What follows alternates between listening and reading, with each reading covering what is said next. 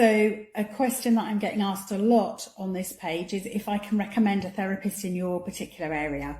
Now, of course, I don't know everybody that does colonics in the UK. I'd recommend myself if you're in the Northampton area, just because it would be nice to see you. And we tend to have people travelling up to an hour to come and see us, because you're fine to leave us afterwards and go home or go back to work or whatever. So we see people from quite a wide area from Northampton, because we're in the Midlands. It's very easy for a lot of people to come and see us. Secondly, if you are in the Kent area, I would recommend Talita Wigg, who is in Kent Detox.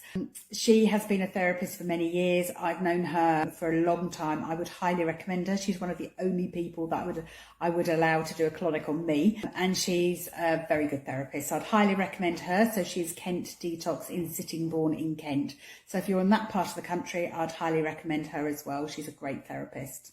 There are some non-negotiables if you're looking for a therapist in your area. So a couple of things you want to ask if you're either Googling or going through any of the association websites, which are Arch and RICTAT, and I will write their names down. I'll do a pinned post, reply on this post so that you can see those names again. They are two associations for colonic therapists in the UK.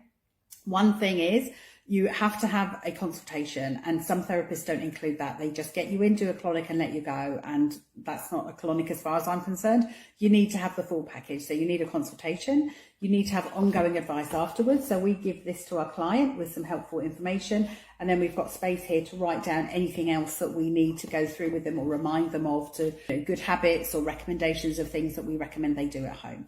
So I think you need ongoing advice on suggestions. You also need somebody who's using disposable equipment, including a disposable external tube. The tube that's going to take everything away also needs to be disposable. You don't want anything that's been used on anybody else near your body.